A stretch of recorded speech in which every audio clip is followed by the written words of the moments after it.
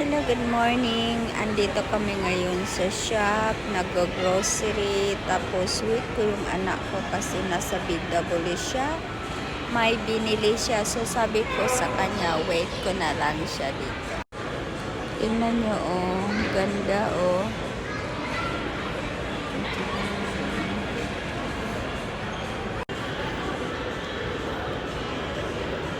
O yan ang harapan, ganyan. Oh. Tapos dito ako ngayon. Oh, nakaupo ako dito. Yan ang upuan. Ganda, no? Yan.